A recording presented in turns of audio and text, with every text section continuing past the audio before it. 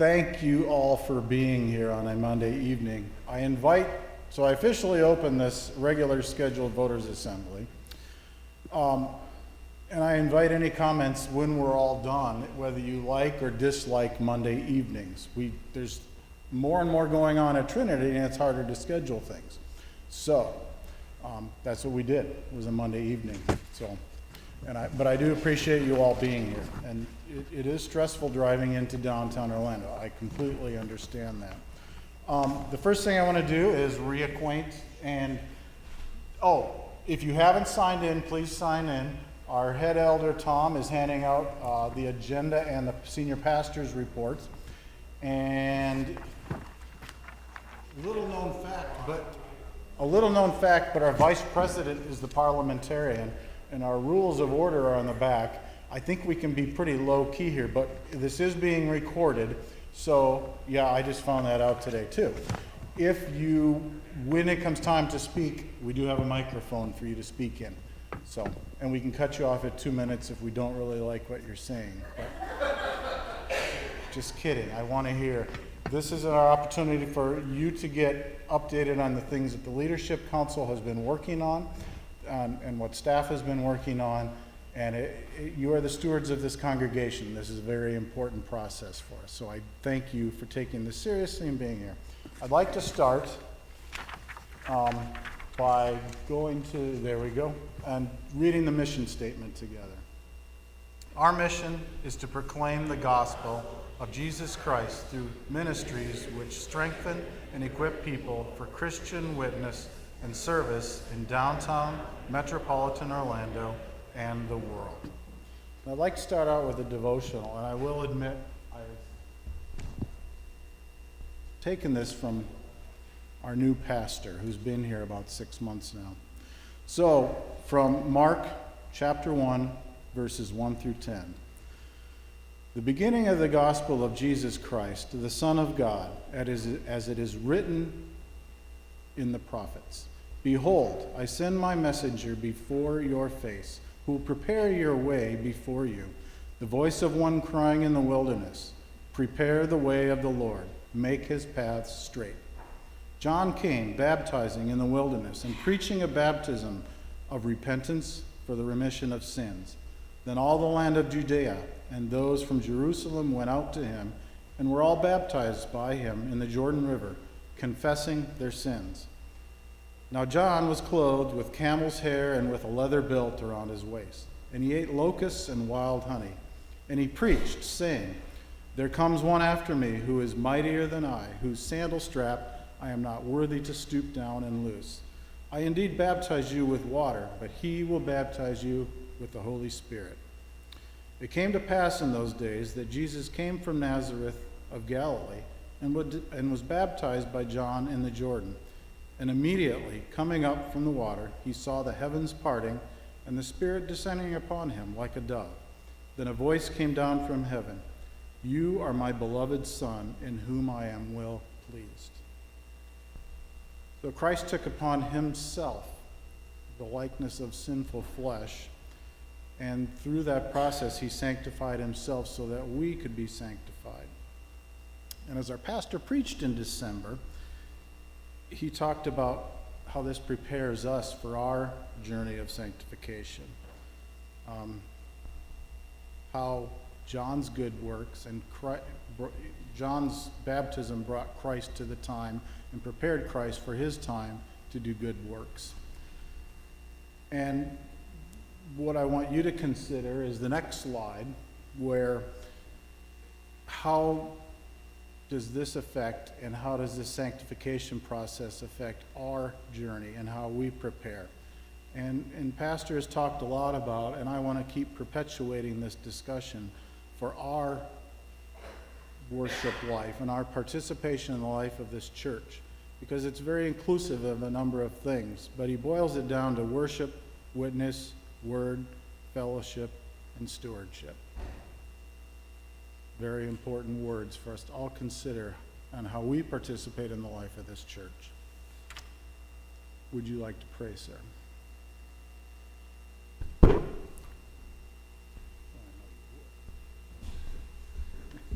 Thank you. I first of all would like to say worship, witness, word, fellowship, and stewardship are 5 functions that Ted is pointing to, and that's so important for us. It's a filter, it's something that guides us and directs us, and we'll talk a bit about that. So I'd like to begin with a word of prayer as I've been asked to do. In your word in Ephesians 2:8, 9, and 10, it says, "For by grace are you saved, not of yourselves. It's a gift of God, lest any of us should boast."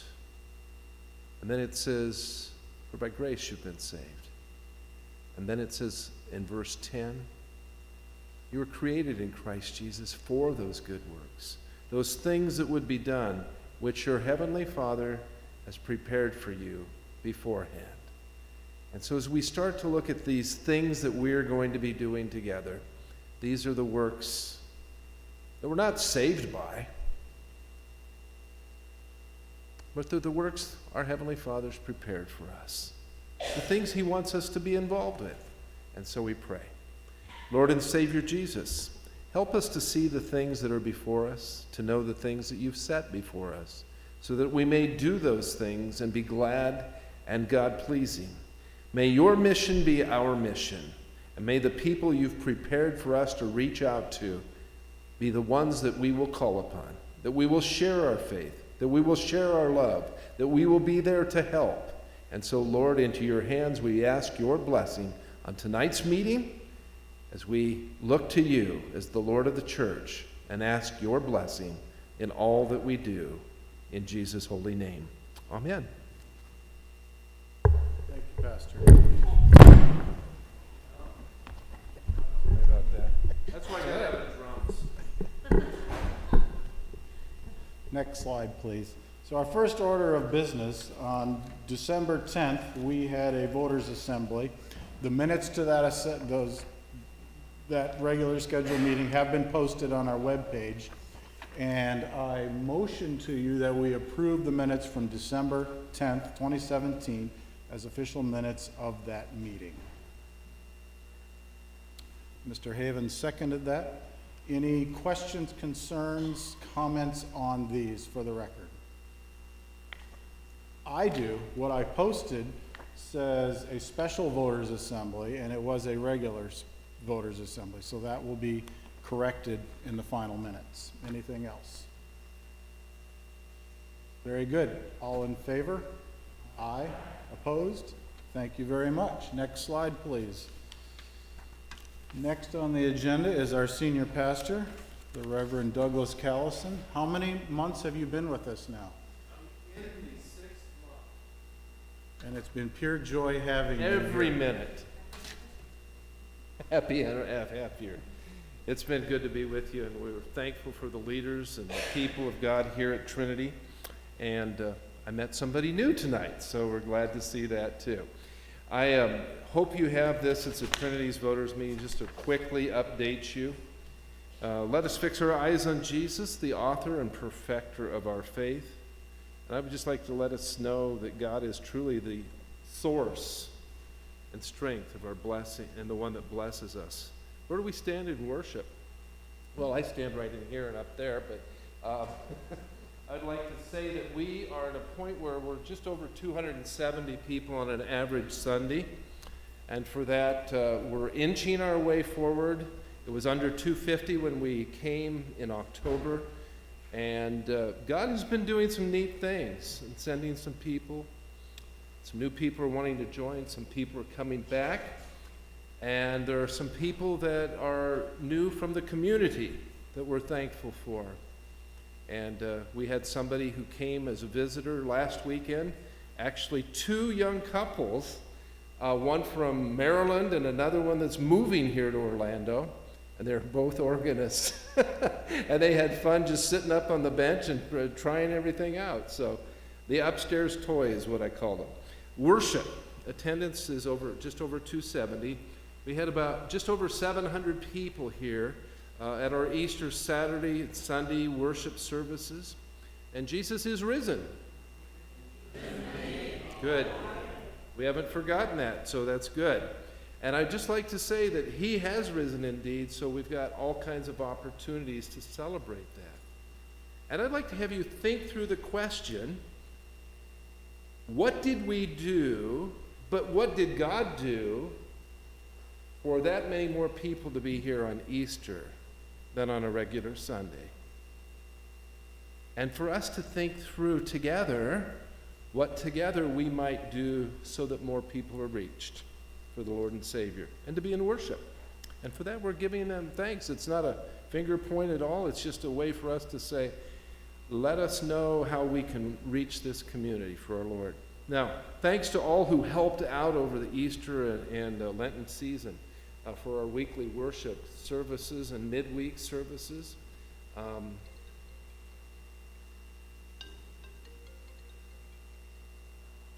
Yeah, I guess. I'd like to thank everyone who helped out. I know we had musicians, organists, some of our praise team. We had our children's choir. We had elders and ushers, altar guild, audiovisual, choir, bell choir, children's choirs. I just would like to say thank you. We've had the children's choir, which Mrs. Malenke has really helped with over in the CDC Center, and also the K-8 choir singing with us at various times throughout the year, and we hope that's going to continue periodically for that to happen. Their families are always welcome. We're glad to see them. But those are things that are going on here, and it's added so much to our services. I'd also like to say thanks to those who sent out thanks.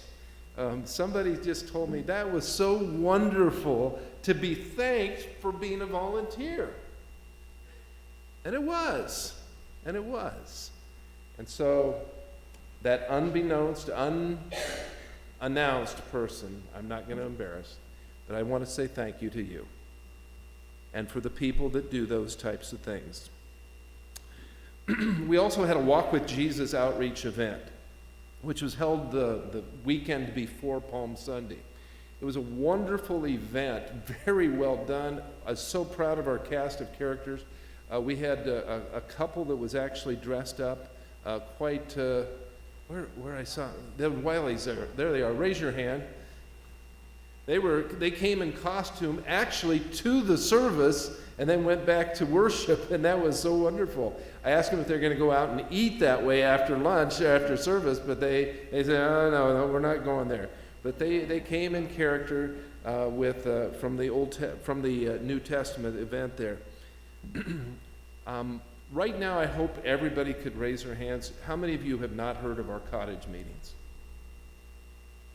Well, our cottage meetings are going to be concluding this coming Saturday, and we have had over 100 people attend these. We've had answers to 6 questions that we've asked at each of them, and I would just like to say the answers are never the same from meeting to meeting, and we've had a lot of great input. There are some themes that are emerging. Certainly we are seeing a strong sense of worship and school as some of our primary values for this congregation. Some needs in helping people feel as though they want to belong and be a part of Trinity, some of which say, we used to have such a sense of belonging as we as families would share with our children in school, and some of those stories that we would get together at the ball games and the basketball, and even with we were worshiping at different services, it didn't matter because we knew we'd see each other at some school type of function. Some of those demographics have changed, so we're looking at some of the comments. How do we connect better with each other? And so in this quick type of time that we're starting to see these summaries come in, we're starting to see some of that. We're also seeing a need for young adult ministry. Just would like to say I've already started last weekend. We're starting to talk with several young people and young families, and we're trying to get them to consider coming together where we can have some food together and just kick back, relax, have a good discussion, hopefully see an opportunity to study the Bible together. And also from there, perhaps look at some servant events. And so some of the early findings are that we need to be also engaged in outreach, but also some inreach. Also, we're seeing from these reports the need and the desire to continue with our, there's a concern in some capacities for the number of worship services, but the report says, but don't change my service. So we kind of know that one too, don't we? And so the news is that we're not changing anything, we're looking at everything. And so that's kind of what I'd like to look at that with. And we're going to get back to you with a much more detailed report. I would like to say that we are putting the pieces together. We have almost all of the responses so far tabulated, and we're also looking at this coming weekend as kind of one of the final pieces to that. So we will share with you other comments. So I'd just like to pause. Are there any questions on the cottage meeting? Because maybe you've got a specific question that I could answer. Okay, great. If you haven't been at one, there is one this weekend at 3 p.m. Yes? The clipboard is coming around, and that has a sign-up potential opportunity for you this weekend, Saturday.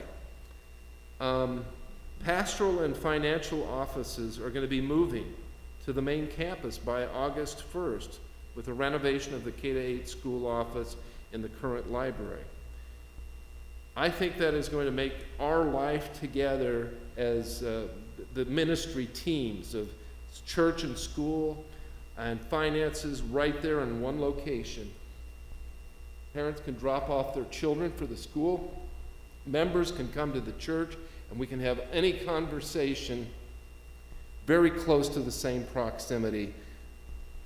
The only people that are kind of not on that side of campus now will be Patty with the CDC center over there, but we won't overlook you. We'll keep you in mind and be over there too. The details for the library's location are still being worked out. We have some storage needs that have to be explored. Meeting rooms and spaces for that need to truly be nailed down a bit better. Campus security, I do want to say, is another item that's also on this list during this pastoral and financial office's move. Ministry teams are something that are called for by our Constitution and bylaws. We have a need for 8 of them. Several of them are functioning, minimally some, others quite well, but they need to all be chartered with the roles really defined or even redefined in some cases, so that we're looking at the future together, and especially as we look at the cottage meetings and the Century 2 plan. The 100-year anniversary, we are putting together and have already begun to have some of the initial meetings that before my coming there were a variety of different groups that were meeting, such as food, such as whether this event is held on campus, whether there's a 12-month monthly activities over 12 months, or if there's one big activity. All of those things, those types of things are starting to happen with some discussions and meetings going on with various people regarding food, where the event should be held, lunch and learns, types of topics to be covered, who guest speakers might be. And if you have a speaker that you would like us to consider, please let myself or Tom Finger, our head elder, know that. And I would like to say, if there's other items, I'll just pause for this. This is a big event. 100th year anniversary. We're going to be starting the 2nd century together next March. That's the beginning of the next generation, the next century. And that's an exciting time for us. This church was built on some very solid foundations, but really God's putting before us some really wonderful opportunities. Really wonderful opportunities. This area in this corridor is growing. We're seeing some adventures of the Performing Arts Center and some other building that's going on, and we're also seeing God has blessed us with a strong building and facility for our CDC center and for our K-8 and for our church, and now together on the same campus in the same area for most of us, and then looking at the fact that together, with the now Trinity having a senior pastor, that role is also being filled. One that I am looking for some help on is Pastor Glander has announced to me that he needs to retire.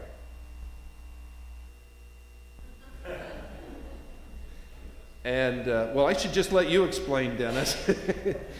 But I would like to say we've appreciated your service and we'd love to have you continue on, but we also want to say we understand. I don't know, are you okay if I tell them what you told me? Okay. Your wife wants you to quit.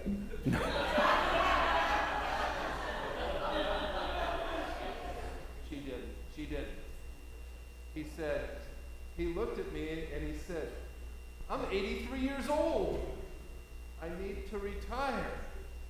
And I just want to say, at 83, you've done us well and you've served us well, and I want to thank you. And if you change your mind, we'll let you do that.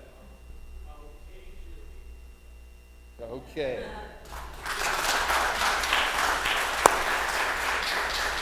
Now, were you speaking about doing something for your wife or for us? You could have had it both ways, Dennis. Okay. I would like to say that the last item that I have to report, and you may have questions of me, but I want to say thank you to our staff. There have been some really big things that we've gone through in these past almost 6 months. Your tireless efforts, your encouragement, your prayers, and the items that we've had to learn to work through and work upon together. I would just like to say, could we thank them for what God has done in assembling this team?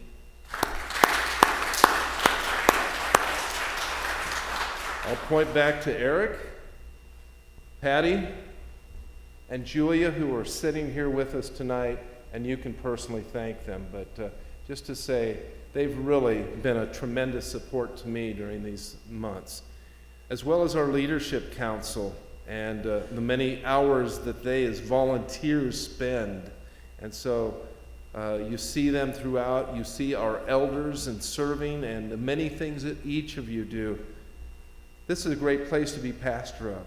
I'm glad to be here, and Desiree is too, so thank you, and God's blessings. Amen. Pastor, both pastors, we appreciate you being here, starting your journey. We appreciate your journey with us too. I know you all know this, but each day there's 400 kids on our campus. It is a happening, active place every single day. Right now we have kids learning in Washington, D.C. and somewhere off the coast of Georgia, I believe. So it's an active, very vibrant school. And they're traveling a lot, as is our school board chair, who recently retired and is in Colorado kicking her heels back today. But I think she's back tomorrow, so we'll put her back to work. So in lieu of that, well, not in lieu, we get the opportunity to have Patty, our CDC director, present. And Kathy, did you have something from the school board? She's got it? Okay. So, please. Evan's in Georgia, traipsing through the water with children. So he asked me to hand these out, so you can keep them, you can leave them in the pew. These are the new view books that they had printed, which they used for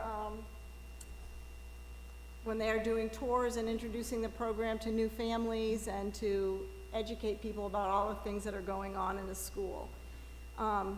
The view books were designed to tell the story of Trinity Lutheran School's K-8 program, what their mission is, what the vision is, and they hope to grow to 112 students for next year, and that will be up from the 93 that they currently have. In August, they plan to have kindergarten, grade 1, grade 2, grade 3, grade 4, and we'll have combined 5th and 6th, and then 7th and 8th for the middle school.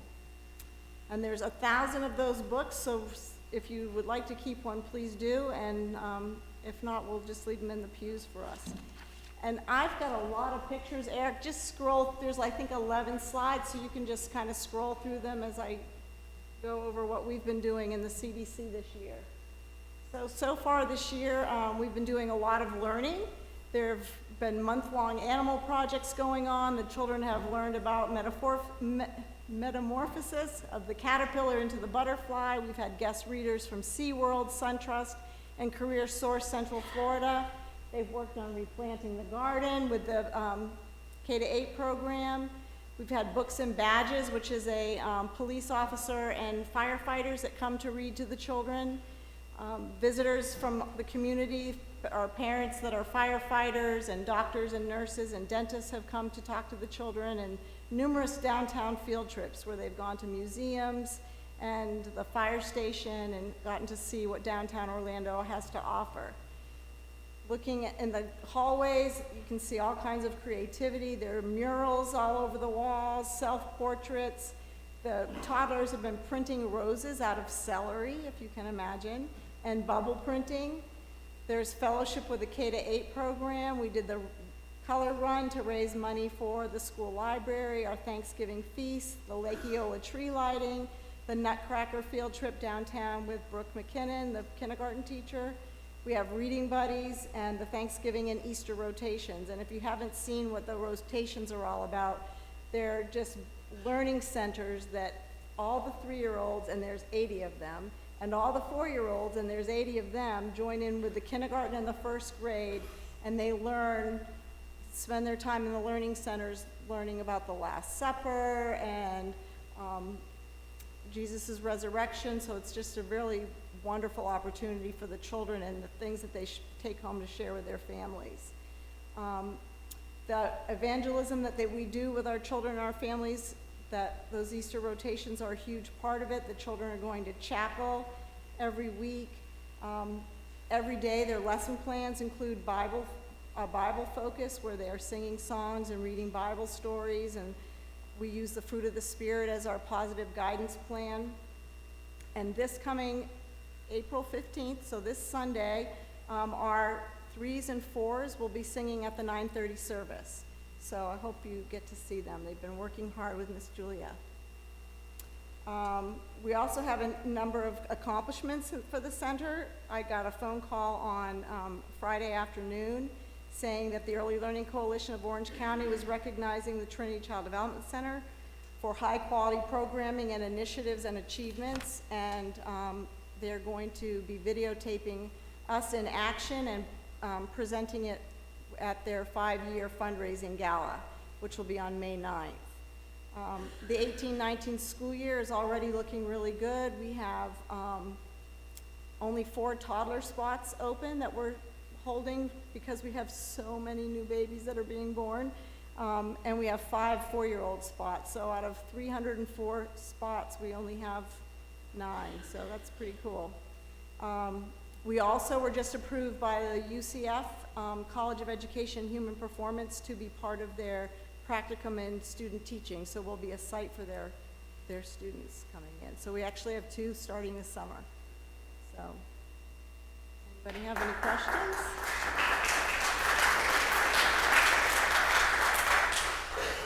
Thank you, Patty. I just wanted, the most visible outward appearance that I've seen improving over these past couple of years is the participation of the school in the life of this church, particularly on weekend services. We see more and more activity. Thank you, Julia, for bringing the choir. They sound beautiful. No matter what they sound like, they sound beautiful, and we thank you. And participating in other parts of the services, so we just appreciate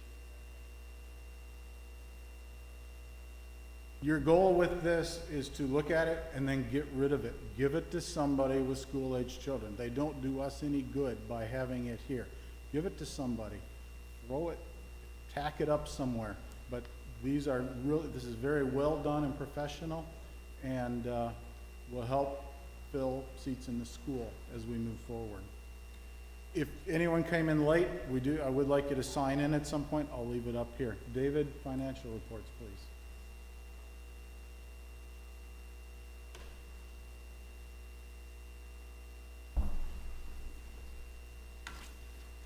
Good evening. As usual, as my practice, I passed out a summary financial statement, and if anyone is really interested, there's the detail. I got a couple copies left over if you're really urged to read through that. It's very entertaining. Okay, I'm not going to read all the numbers. You can read these numbers for yourself if you have any questions. I'm basically going to flip the page over and focus on the profit and loss, because I think that's what most people are interested in. And we just want to show you what we have here. This is year-to-date through February. And what we like to do is compare our year-to-date actual to our year-to-date budget and see where our variance is at. And for right now, down in the bottom section, there's total revenue, total expenses, and net. Down at the very bottom is the cash flow effect after we make principal payments and purchase assets. We're down at the very bottom is the number we're going to focus on. For our year-to-date, that means July 1st through February 28th. Our net increase in cash is $2,712.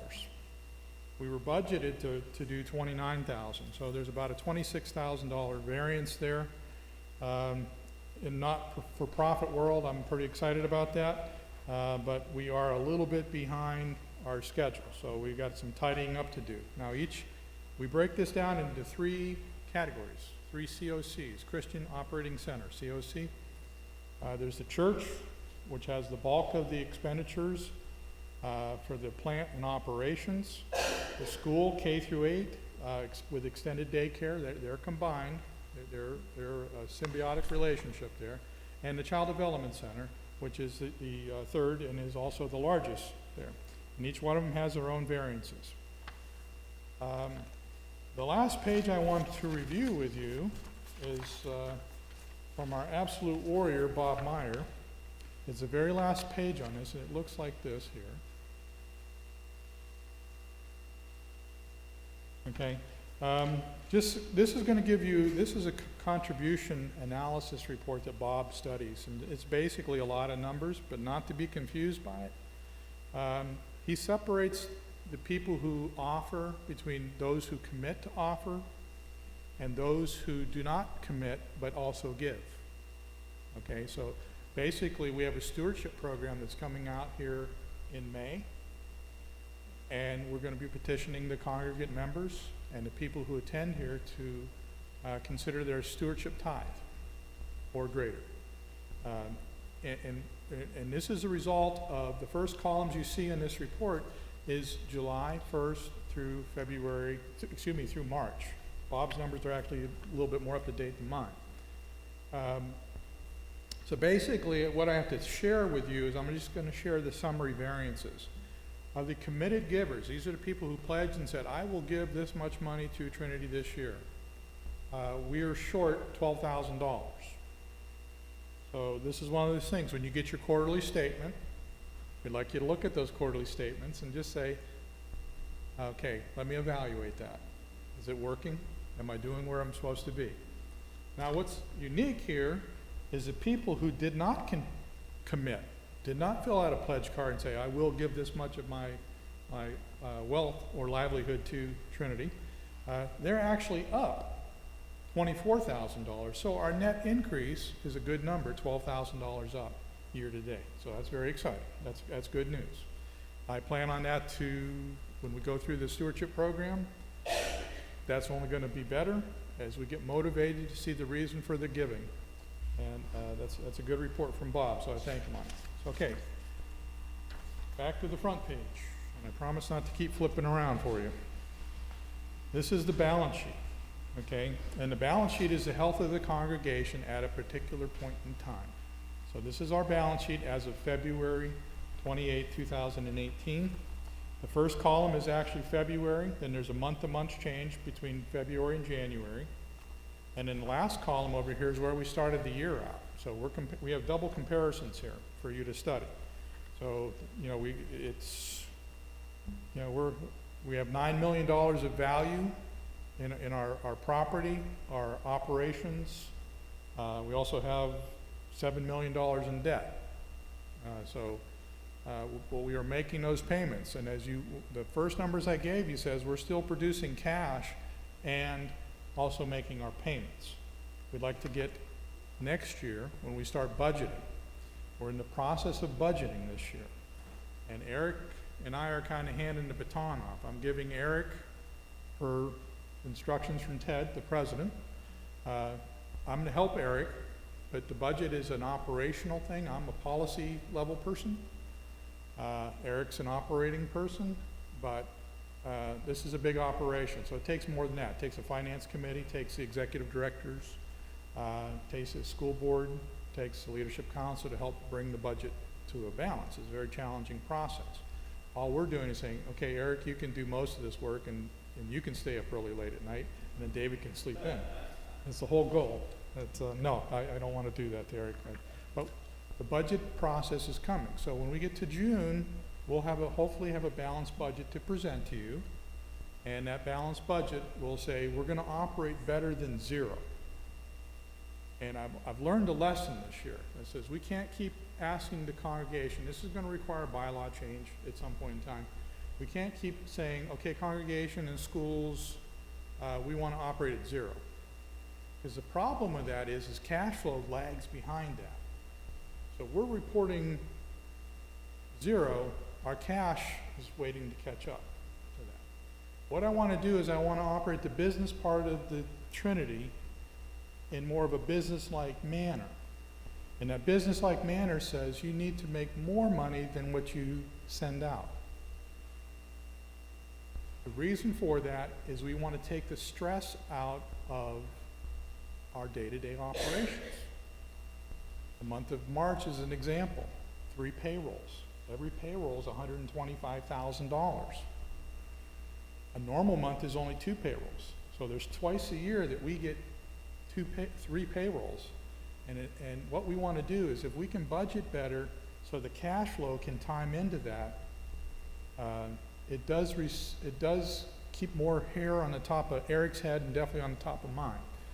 And I'm not going to talk about Liz because she's not bald yet, but you know, we're going to give her some time.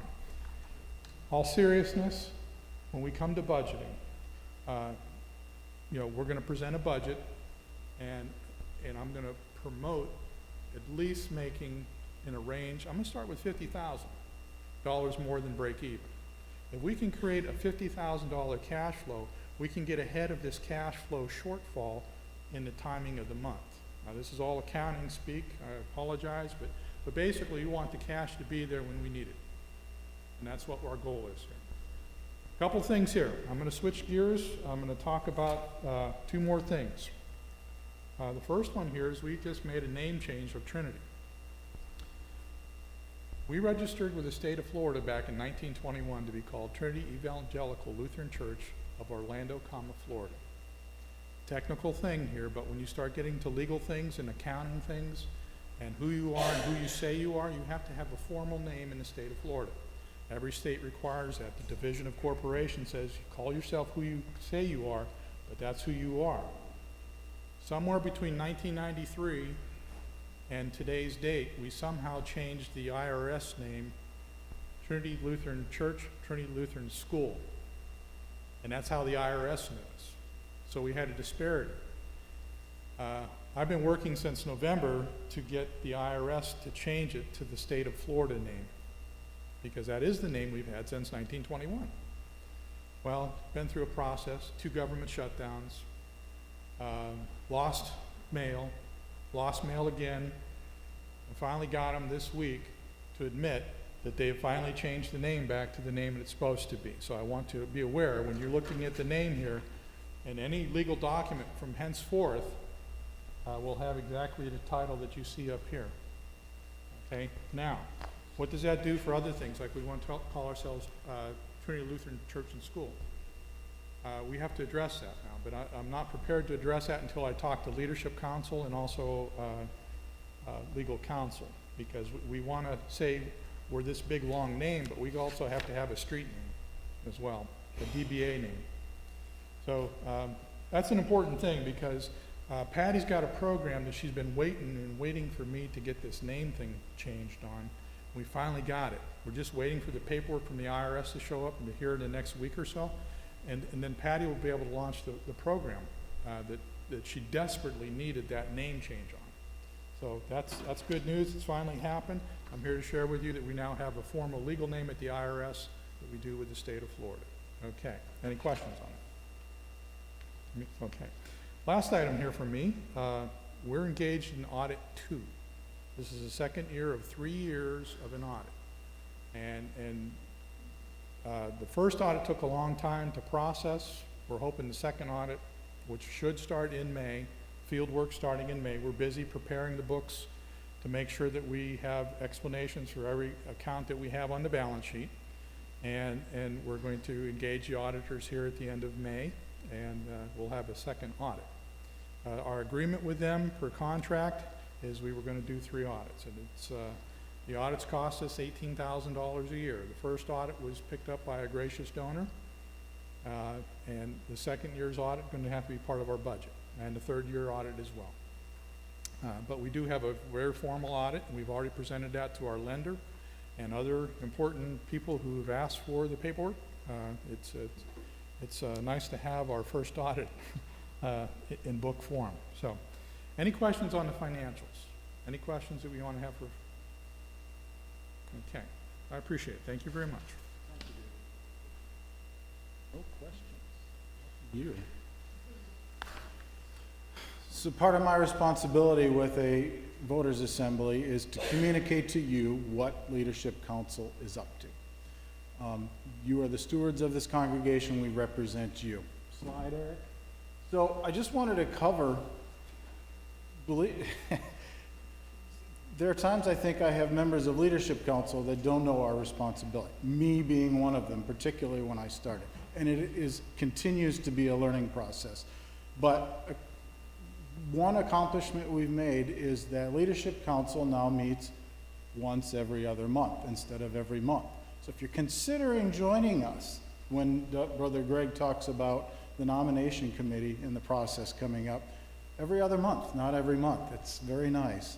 The Executive Council, and Leadership Council consists of the senior pastor, the president, vice president, the school board chair. Those are the elected officers and the senior pastor, and also 4 at-large Leadership Council positions. That constitutes the board.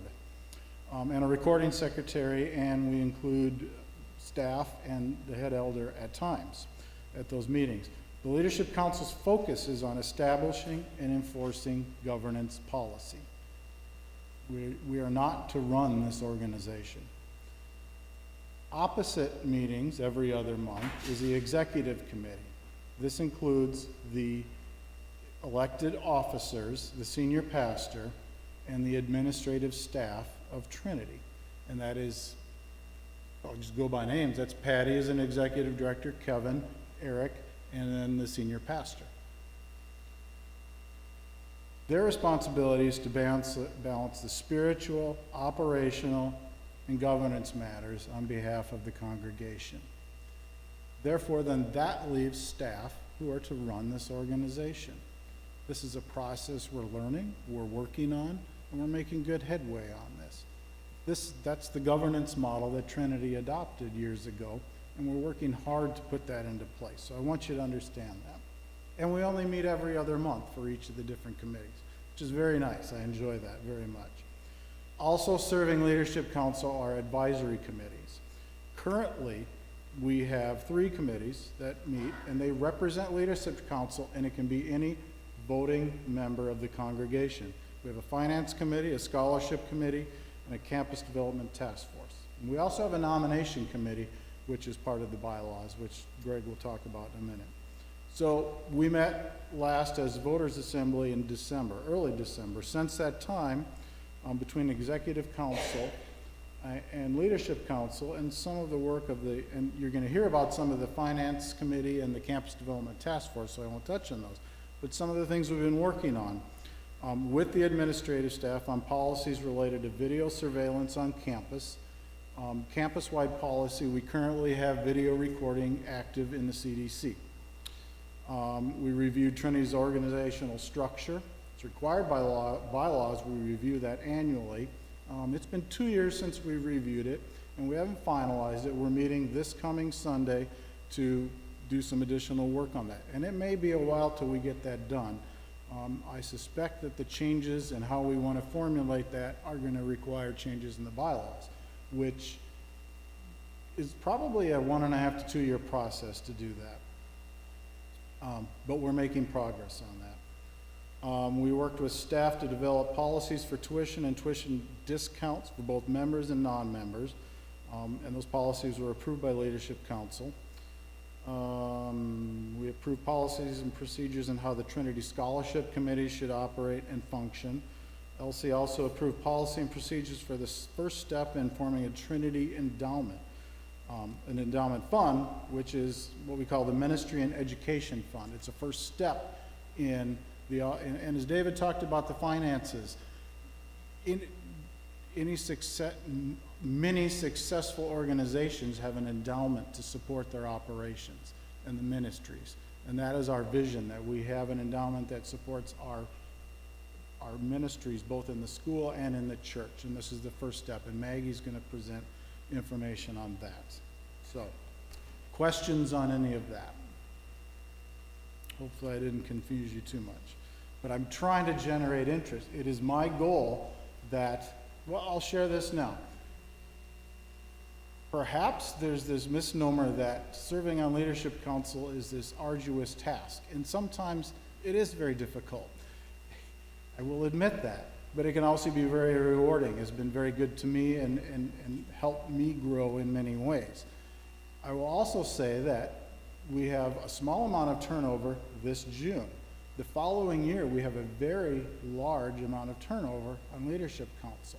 It is not written in our bylaws anywhere, but as we work through the nomination process this time, I'm very interested in identifying individuals who have an interest in serving, may not be ready or desire to do that yet. We will figure out a way to include members of the congregation in the Leadership Council process. We'll write something up and make it work. I don't care.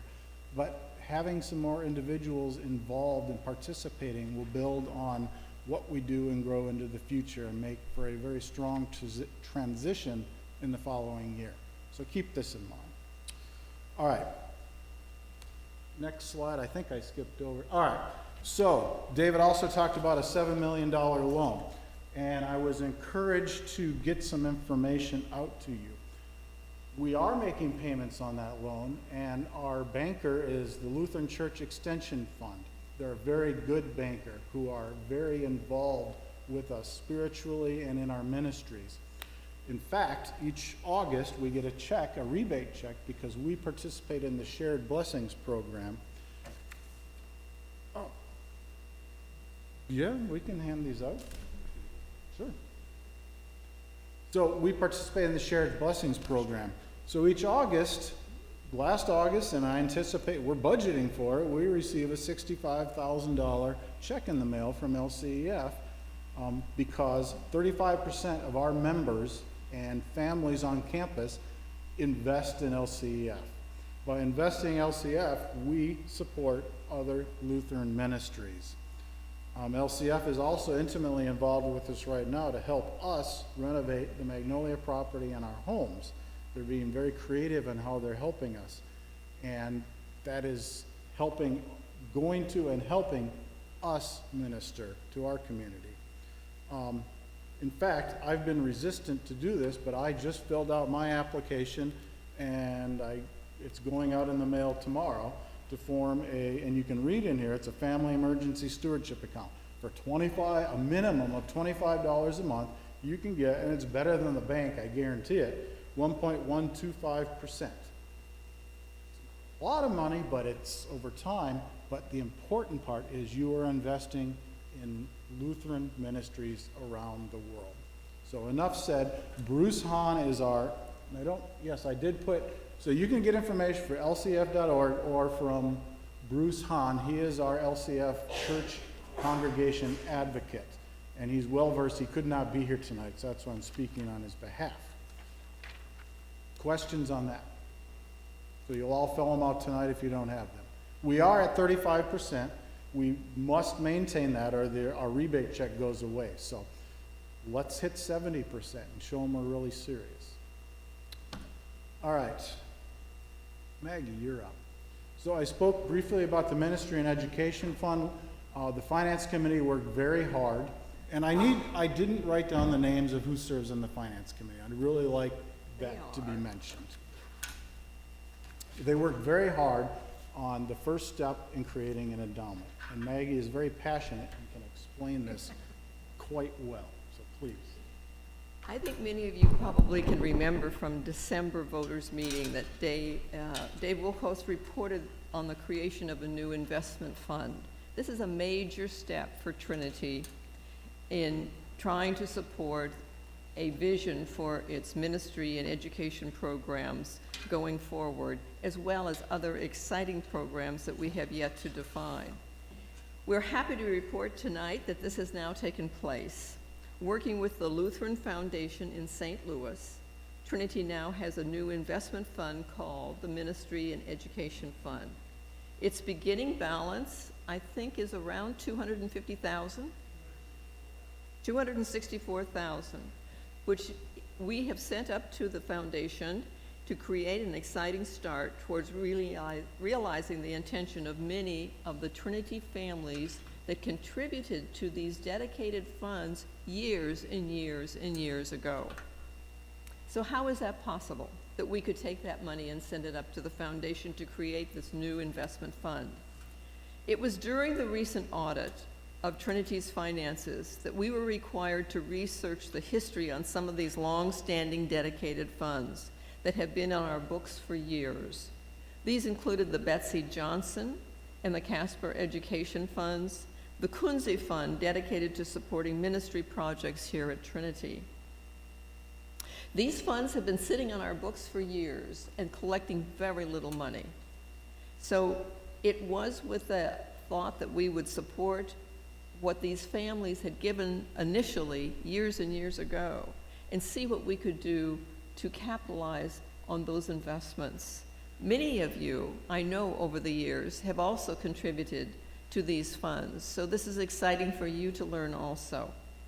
The Lutheran Foundation sent to us their senior vice president, and he outlined some pretty exciting ideas for us to consider when we could take and invest in programs that could grow and produce for the years ahead.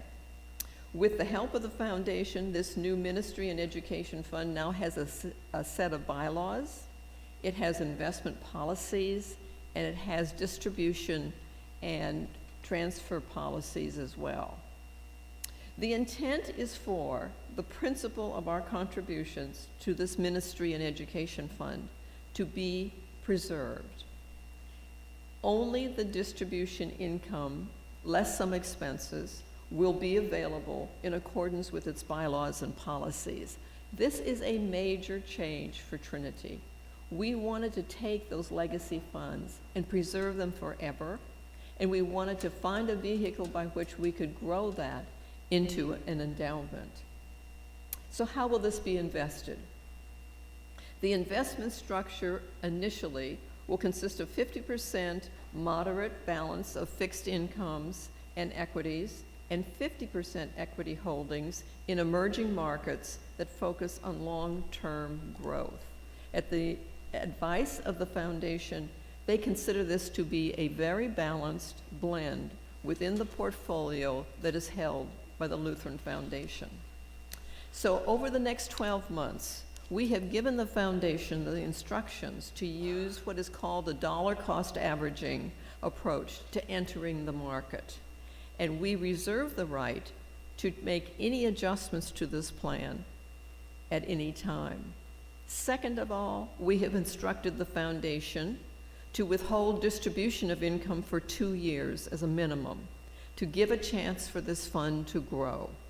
And finally, it will be the responsibility of the Leadership Council to oversee the distribution of all funds, and all the activities of this investment fund will be included in the financial reports that are given to the congregation.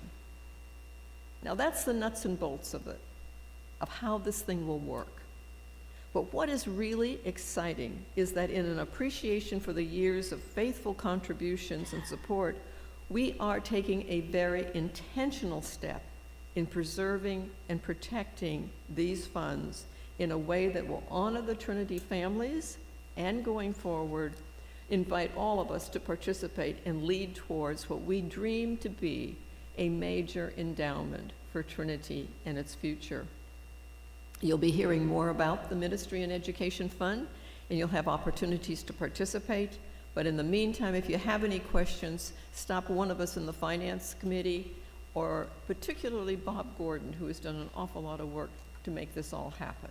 Thank you. Or you can ask right now. If you have any questions, does anyone have any questions on this? Yes.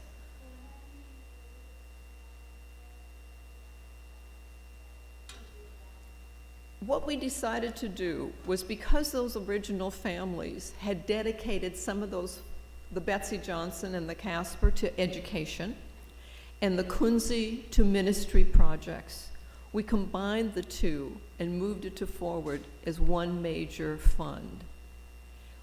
The guidelines within the bylaws that have been drafted to manage this fund go into the detail of how that money will be spent. We have those copies, and we'd be happy to share them with you at any time.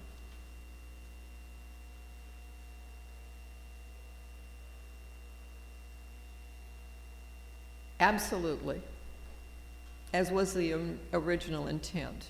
Once we get to the thinking is that once we get to, say, maybe $500,000 or $1 million, at that time, we will then take the legal step to codify an official endowment.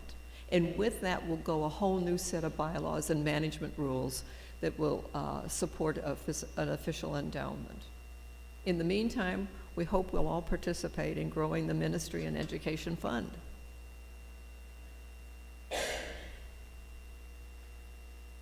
Thank you, Maggie. We are beginning the nomination process for the Ministry Board of Elders and for Leadership Council, and Brother Greg will explain that to you. Hi. We only have, as Ted was telling you, we have an interesting situation where we have kind of an unbalanced situation within Leadership Council. That's something that we're going to take on a little bit and take a look at, because currently for the even year replacement of the Leadership Council at large, there's two of us. There's Brother Tim Norris and me. And so here's your chance to dislodge me. So if you want to dislodge me, you need to get involved and make sure that your name gets put into the nomination process so that it can be considered. We had our first meeting on March 3rd, and the participants of that, of course, are Pastor Doug, our senior elder, Tom Finger, myself, and Maggie Bowles from the Leadership Council. I'm, unfortunately for those people, the chair. And then we have two at-large congregational members at a minimum, and that meeting we used to help select who we thought would be good candidates, and Mary Beth Brink and Kelly Lane have agreed to participate.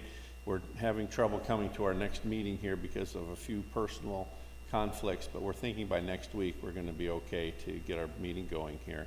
But the whole plan is to try to get this more on par so that we don't have such a disparaging thing happen on the odd year with a lot of the exec committee members and some of the things happening there, where there would be too many people leaving office or potentially leaving office and leaving a really bad non-continuity situation. So we're trying to figure out how to do that, balance it with encouraging nominations for new blood on the Leadership Council so that it doesn't necessarily stay with people that have been involved for long periods of time, but also try to balance it with the right amount of continuity to make sure that the programs that really have been worked on hard, you're just starting to see the fruit of some things that have been years of being worked on. And it's really hard because we can talk about some of these things, but unless you're really involved in the process and the hours and the effort involved, it's kind of hard to really grapple with all of it. You hear things that the Finance Committee does and a lot of the things that the school does, and some of those things you can see tangibly. A lot of the work you can't. So one of the goals here is to try to communicate that a little bit better, see if we can't work in some balance, even though the election process will not be able to do all of that this time, to be in a better spot next year as we do this, and part of this will probably require us to look at some bylaws changes. And so that's being looked at, and Maggie Bowles has already started to do part of that and has made a recommendation, and as we get together for this next meeting, we'll start looking at that and what we need to do. But basically, just for a slate of elders, there's only a few elders that we need to look at, and there's the two at-large leadership council positions, Brother Tim's and mine, that are up. And we both have the opportunity to extend for another 2 years, unless somebody votes us out. So here's your chance. Anyways, I say that tongue-in-cheek. It's a blessing to serve. It has gone to a much better place now that we're doing every other month. And Ted was encouraging that, but really, there's a lot of work getting done here now, and a lot of things are happening. The endowment opportunities, all the things that are going on, some real culmination of effort and the swing of things. You know me, for those of you that do know me well enough to know that when I don't think things are going well, I'm not afraid to tell you. If I think things are going well, I'm going to tell you. Guess what? I'm really pleased with the momentum of the things that are going on. Are we perfect? No. Are there lots of things to work on? Yes. Nomination committee is going to be set up to try to take your nominations, to get these things going, and to get this happening, and you'll see more happening through the Trinity Weekly and other of the organs telling you what's going on with that. But in a nutshell, that's where we are. Do you have any questions or comments for me?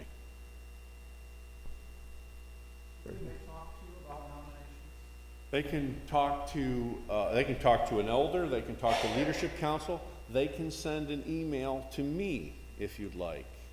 gyawman at insteatag.com, INSTETAG.com. Okay? Is that good? All right, thank you. Thank you, Greg. All right. Over the past year, I've talked to you about an HR initiative, and I just want to briefly touch on this. We now have, thanks to the work by Patty, Eric, Kevin, and Pastor, and others on staff, 100% coverage of updated position descriptions for our campus. It sounds like a small thing, but there are 110 employees, and building those consistently is a big deal, and we're there. And we're also working on the organizational structure that fits all those parts and pieces together. And this is a big deal. It gives employees an understanding of their responsibilities. It provides their supervisors, a tool to use to help guide them and have them do their job to the best of their abilities. And it provides opportunity as employees grow and expand to offer raises for people that outperform and have added responsibilities. So it's really a good direction we're going in, and staff have really been instrumental in putting that together. The other piece, they're currently working on a review process where we may or may not have standardized, because we have such a diverse teachers and caregivers and different people on campus, so they may not be standardized, but we're working on a process to have a consistent pattern across the campus. So it's a really good direction. I appreciate it. And the last piece, of course, which I talked about, was the organizational structure. I did put one slide with one part of that. It's multiple pages, and it looks really simple, but when you start talking about the little lines and the relationships and how they relate to the bylaws, it gets complicated really fast. And it's not always an easy discussion when you talk about those. But this is one of the things over the next year we will be tackling and working on. So, questions about that? I just want to keep you informed on the things we're working on. All right, so our last area prior to new business is report on Trinity properties. And I have on here, and I'm open if Eric has anything he needs to add, but I think we have it covered. One, I wanted Tim to talk about the lighting project, which I don't even know how that all worked out. I know it's bright in here, so I know it's good. And then the Campus Development Task Force has been the focus of the town hall meetings, which many of you have been attending. And I am to report that the next town hall meeting to focus completely on properties and our initiatives is the first Monday in May. I have no idea what that day is, but it will be advertised, but it is coming up. And this particular committee has been meeting very regularly to work on this project. So Tim, I think you're up first. And then Kathy's gonna, Rocky got sent back to China. So the trifecta of Eric, Kathy, and Rocky really take the reins on the Campus Development Task Force and interact with our partners. And Kathy will be presenting tonight. But Tim, please. Hi. It does look a lot nicer in here, doesn't it? A lot brighter. You can see everyone. You can see each other's faces. That's a nice thing. So just a quick update of what happened here. We did this in a very quick fashion, which is awesome for a congregation really coming together. And we had everything pretty much funded in, I think, maybe 2 weeks, 3 weeks tops. So we raised a total of $1,914. And the total cost was $1,382.65. So we raised more than what we needed. So what do we do with the extra $600 that are from that? Well, we could do a party, and if you were in charge, we would have a party. But we have other projects that need to be done here, especially within the lighting projects. And right now, there are these floodlights that are up here. They're probably original from 1921 by the way they look, and Bob Blackwood may agree with me on those, and how many times we have to have bulbs blown. Eric knows the frustration of that. So it's gonna cost us about $16,000 to change those out. Well, we have 600 of that funded already. That's at least my recommendation for it. It's still part of the lighting project. The reason why it's gonna cost so much is we have to replace all the housings in order to convert them to LED lighting. It's not just changing the bulbs this time, it is changing the housing itself. So that is going to be a project that we're gonna look into to figure out, do some congregational funding, see if we can do some things through budgeting. If you liked what we did so far and you wanted to see Pastor's face up here, which is being lighted by the floods, you can contribute to that as well. You can either go online or you can put a check in, and so we're going to start working on that. But that's what we're able to do there, and you may start seeing more of these little projects pop up because everyone wants to be able to participate in some fashions, but they can't write $5,000 checks. But there are certain things that you can do that are a lot cheaper and a lot smaller. So don't be surprised if you see me up here again for another little small project that we get almost instant satisfaction and gratification out of it. And it doesn't take a lot for us. Like I said, we had this whole thing funded in, like I said, 2 weeks, 3 weeks, and it has made a remarkable difference in the sanctuary. One of the big things that I noticed are these alcoves. When you come in here and you look down, you're like, oh, those are there, and they light up, and the way this place looks, especially at night. The other thing to notice is it's not completely dark out, but our Trinity windows are lighted now too. If you haven't noticed that, that project is taken care of. That was a big thing that was missing when we moved the houses, because we had a light on a house that's no longer there. So they went dim, they went dark. But we have worked on that, and that is now funded, or lighting. And I just want to say that our general manager on Maundy, Thursday was just all excited because it got, and more so for Good Friday, although you can't be excited, he was inside about the lights. Because that's the first time you could see the triune God shining through at night for a long time. So thank you, Eric. Yes, thank you. So just to wrap that up, thank you to everyone who participated in the initial lighting project and getting all of the chandeliers and the sconces replaced. And like I said, if you're interested in trying to start the funding for the floods, we have $600 left over. That's going to go towards that. And then, like I said, if you're interested, you can certainly contribute to that. Any questions? Okay, thank you. Kathy? So the Campus Development Task Force, and I know I wrote down who serves. Rocky is the chair, Kathy, Eric Havens, Tim Norris, Bob Blackwood, David Wilkos, Eva Newshoots, Maggie Bowles, Carolyn Burnett, myself, and Pastor Callison serve. When I don't forget about meetings, I'm there, But this has been a very active group and doing a lot of work. This is not a town hall meeting. This is where we really go full on with these issues. It's been a work in progress. It's not quite ready for prime time yet, but there's a lot of work going on, and Kathy's take the opportunity to update. The first week in May is the next town hall meeting where we'll dig in depth on this. Thanks, Ted. I'm assuming that at least some of you came tonight because you wanted to hear what was going on with the task force. So I wrote a report because I don't want to get this all mixed up, and it took me quite a while to straighten out all these details. So anyway, the task force, so Rocky is on a trip to China. That's why Rocky isn't here doing this tonight. And I'd like you all to keep him in your prayers, because as he and I talked the day before he left town, he was having a lot of trouble with his meniscus, with his knees, both of them, and was going to either have to pack standing up or sitting with ice on his knee. And then he was getting on the plane to Canada and then to China.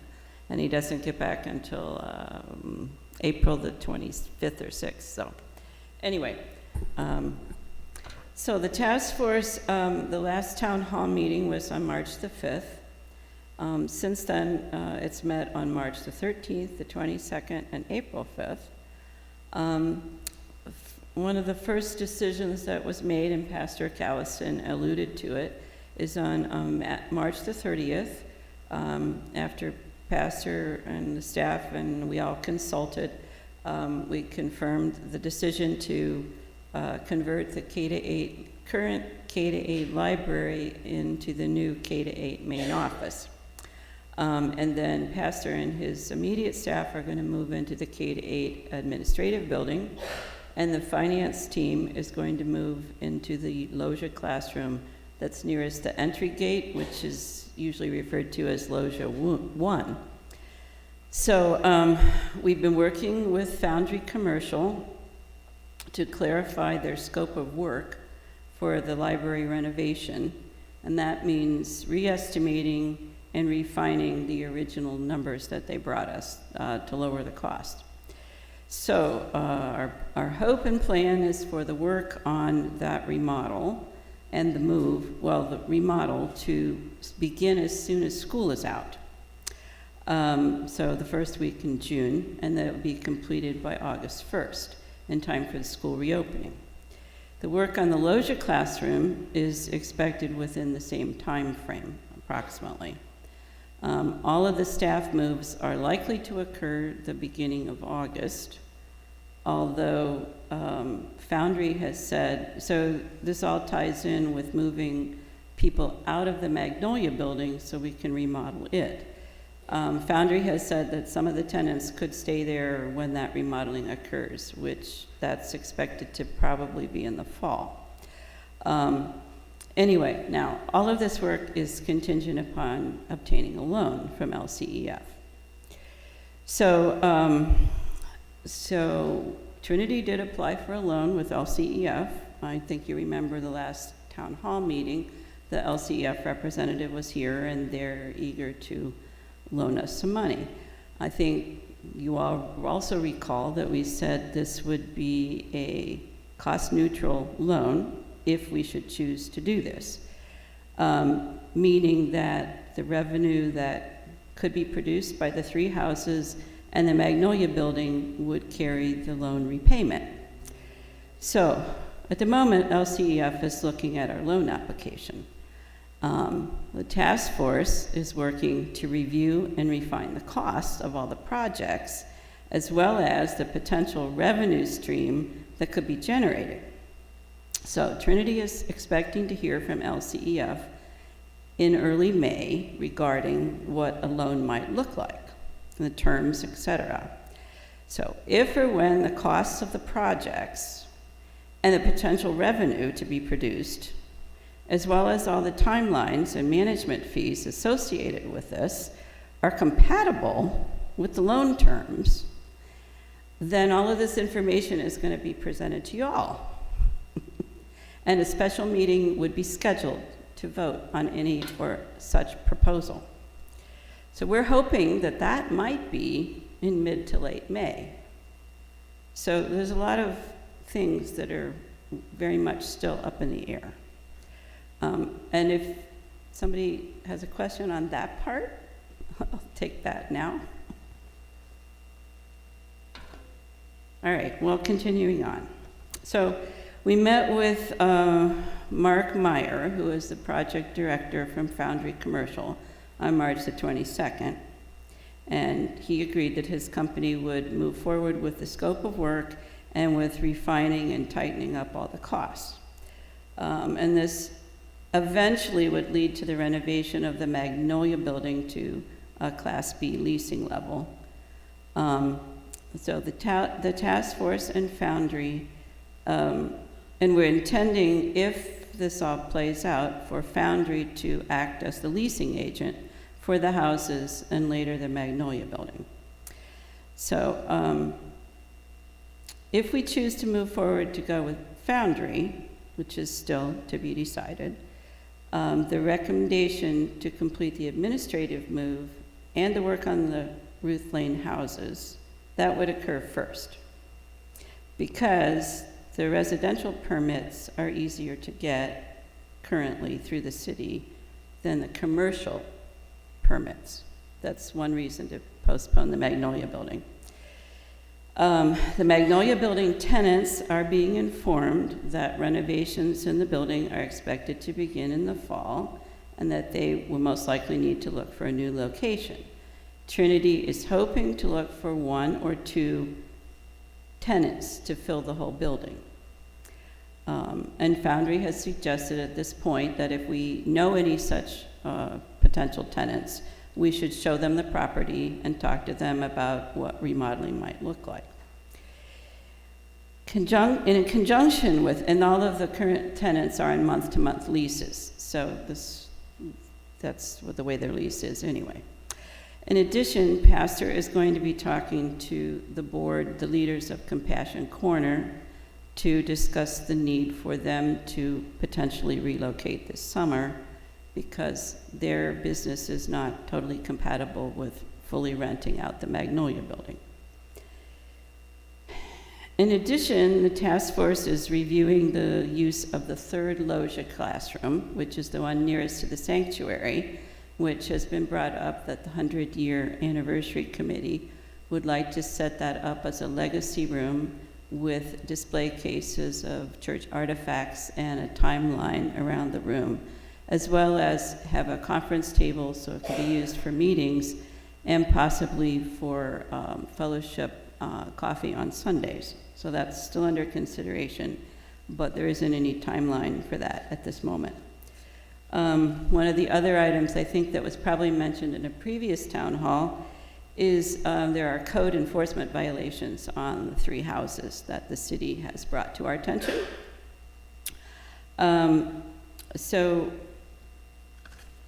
There's actually a code enforcement hearing. Trinity is appearing at a code enforcement board hearing this Wednesday to discuss this. Mark Meyer from Foundry Commercial is going to accompany Eric and myself to that meeting. And we're hopeful that since we have a more substantial plan in place to resolve the code violations, that will be granted an extension. We have some funds that have been dedicated to the house's repairs, so we would be able to get started on the code violations quickly.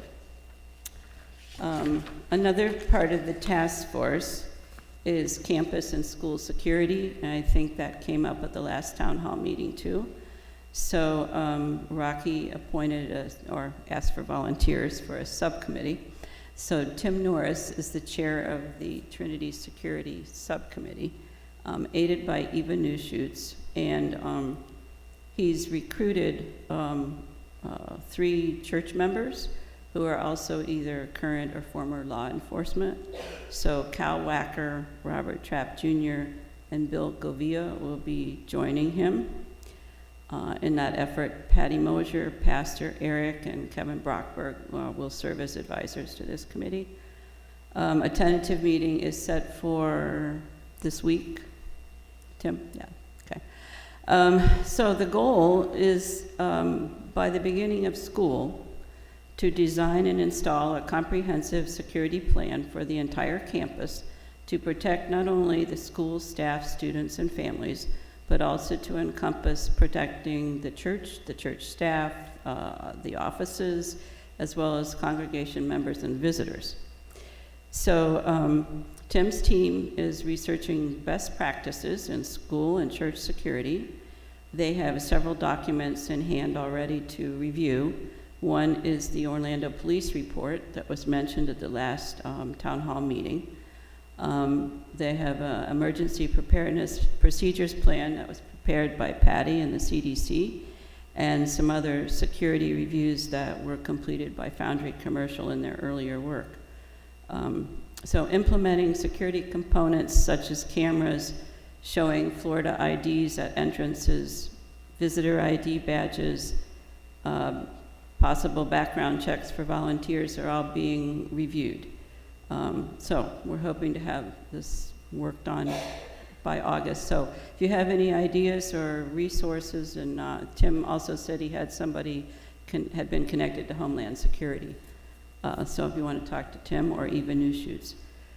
So our next meeting is scheduled for April 19th. If we have some financial numbers to consider, and if not, April 26th. And the next town hall meeting on the building and the projects, I think, is May the 14th. I think I told Ted the first week in May, but I think it's the second Monday in May here. So, questions? Yeah, Mark.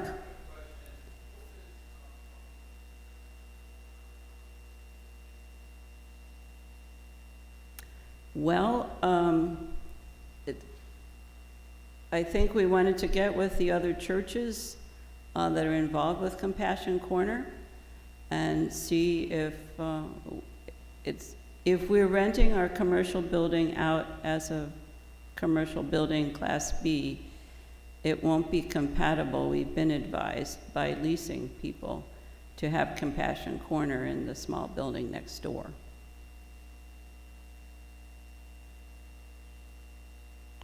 Yeah. So we would be using that building for other purposes. Other questions? We're working really hard, and I know it sounds like there isn't anything very definite, but it's just a very long process of getting all the information and getting it accurate. And we're not going to give away the farm, so you can be content with that. The one thing I asked Kathy to touch on was the security, and we take that very seriously, particularly with moving staff onto campus. We're really going to have to consider how weekday and weekend security happens on this campus. So we want to start an understanding that we may get to the point where we each have a code to get through a gate or a key or something. It's part of comprehensive security. So we just start this discussion that these kind of things may have to happen on our campus. We're downtown, and having a wide open campus just isn't conducive, particularly with a school on campus, but also with our day-to-day staff operating not in a locked Magnolia building, but in a more open campus plan. So we take this seriously, but we also want everyone to understand this is our future, and how we move about campus might change, but we want to make it efficient. Because I know if I ask anyone in the choir who's been locked out of choir practice, you probably all raise your hands. Once we have a system in place, that won't happen. So it will be for the better also. Barring any questions, one thing I've never had in one of my voters' assemblies, and there's been 14 of them, is a new business time. I just avoided that so we could end the meeting. The pastor has some new business he wants to bring up, so I bring you up, please. And now we've opened Pandora's box, so if we have new business, we have to entertain that. So You can blame me. Thank Sorry. you. Thank you. I was privileged to get a phone call from President Walton of the Florida Georgia District shortly after I was installed, and he asked if Trinity would be willing to host the Florida Georgia District Convention. The elders have approved that, and just to let you know, we will be responsible for primarily the communion service, some of the supplies and items that are needed for communion at the location here in Orlando at the Wyndham. And the dates for this is June 22 through 24, which brings me to why we need to bring it to your attention. Besides some of the other opportunities for you to be a part of that district convention, you'll hear more about that at another point. There is a need for us to have a lay delegate and an alternate lay delegate, upon which this would be a wonderful assembly for us to approve that. And we're a bit behind the 8 ball on that for dates to extend this. So I'd like to see if we could see if there's any person that you would nominate. I'm not sure how else you would like to do that, Mr. President, but if there's a willing volunteer or somebody that you would like to get even with, you could maybe suggest their name. It's a wonderful event, and I think for us it's an opportunity to connect with our district. So, layperson and alternate delegate.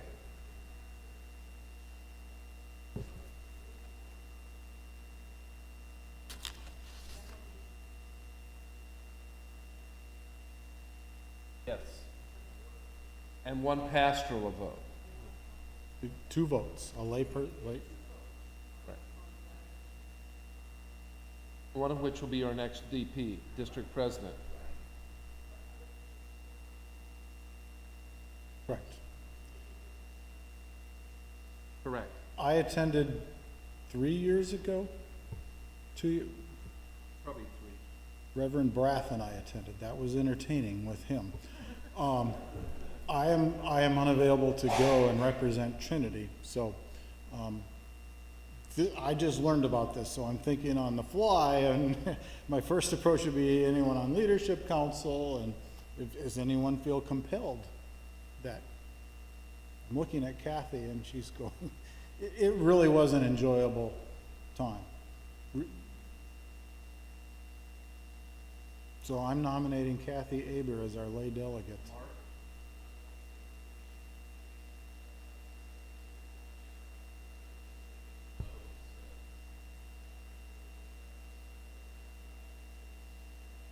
Right near your house.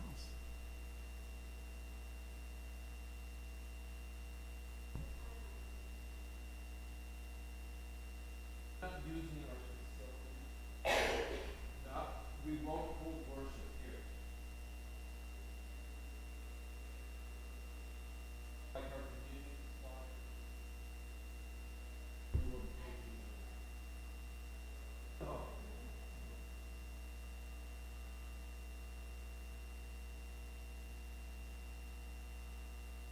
So I'm nominating Kathy Aber as our lay delegate.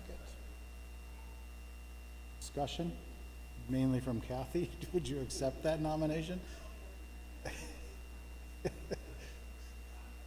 Well, we can't have a voters' assembly that weekend now, so it's off.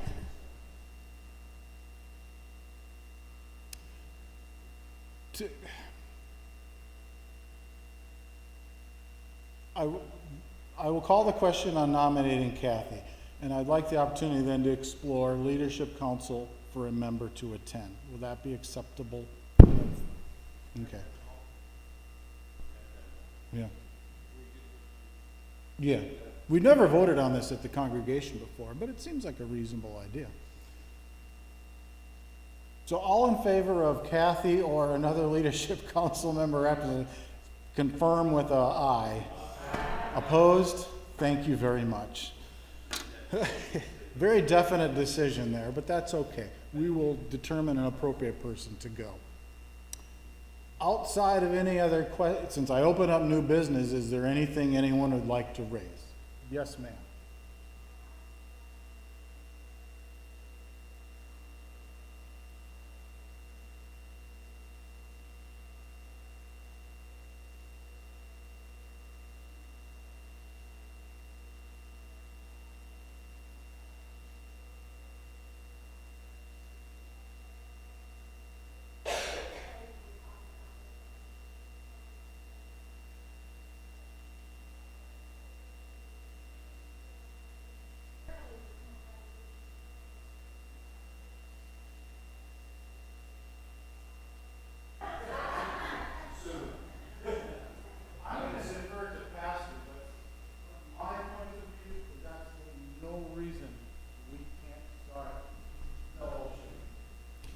Darlene, are you interested in it enough that you would like to be on that with someone else?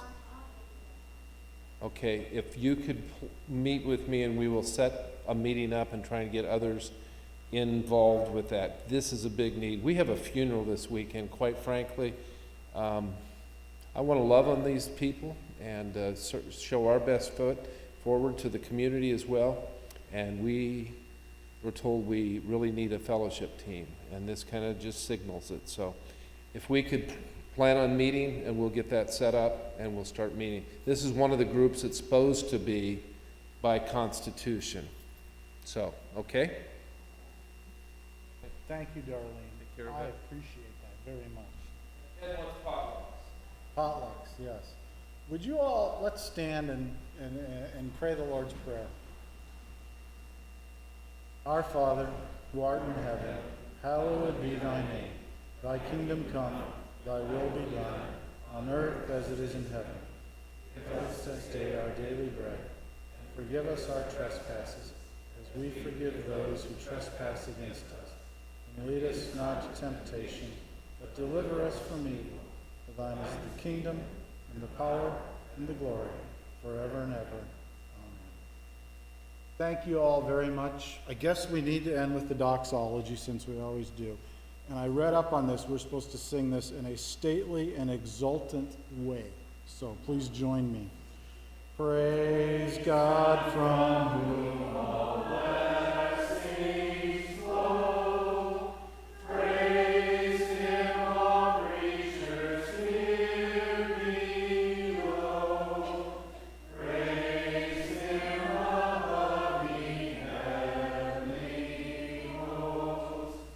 Praise Father, Son, and Holy Ghost.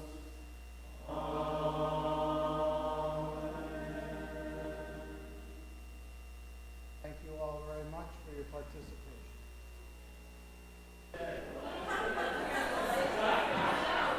Now you see the lights.